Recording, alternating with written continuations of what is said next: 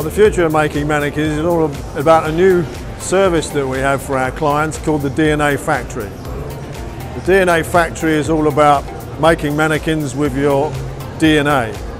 Every brand has a different personality, so every mannequin that we produce for every brand should have a different personality. It should have their own DNA built into the mannequin. That's why we call it the DNA Factory. If a client chooses a model for their advertising campaign, they're going to choose a model which is specific to their brand. They're going to choose a model that is an attitude, a morphology and a body language that tells a story about their brand. So it's specific to their brand. What we want to do is do the same thing with the mannequin. Construct mannequins with their DNA.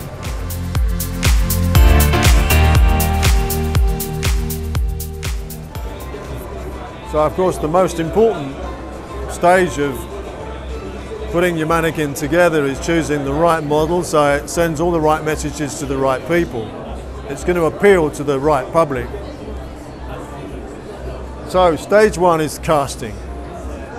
We can do a bespoke casting with the criteria of an individual client, but we have actually done a casting of 200 models in which we've made a pre-selection so that the client can actually choose amongst the pre-selection and say, right, that is the girl that actually tells a story about our brand.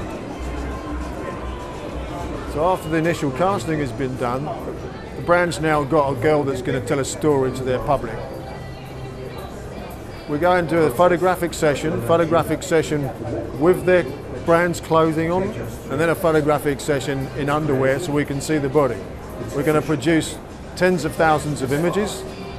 At the end of the day, we're going to go through all those images, dwindle it down to around 300, 400, so the client can choose and to add that extra bit of DNA. In the casting, we're at 75% DNA.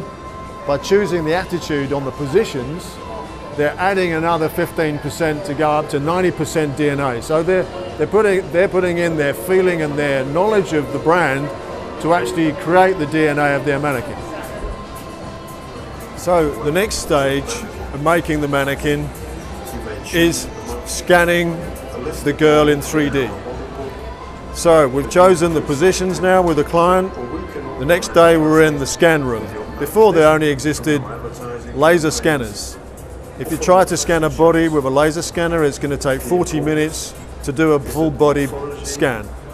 That's far too slow to be able to be useful. It's not precise and it's too slow. No model can stand in the same position for 40 minutes. This new revolutionary scanner takes it in a split second. That's the difference. Okay, so now we've chosen the model, chosen the positions and the attitude. We've scanned it in 3D, and now we move into the 3D enhancement office. We've got 3D sculptors that are going to transform the 3D file into a functionable mannequin. The human body moves, it's flexible, a mannequin isn't, which means that they're going to have to smooth it all out. Every millimeter of the body has to be treated, and then they're going to have to make room so that the clothing can fit perfectly. Once the 3D files have been prepared by our 3D graphists, we move on to the printing. We have several ways of printing the mannequin out in full size. We've got sculpting robots, we've got milling machines, and we've got 3D printers. The stage 6 of the process is in the workshop, where they're going to piece together all the different limbs and body, put them all together to make the final mannequin out of fiberglass. This is the 5th day. We move to stage 7, which is all about aesthetics. We're going to choose the color of the mannequin, the materials that are used.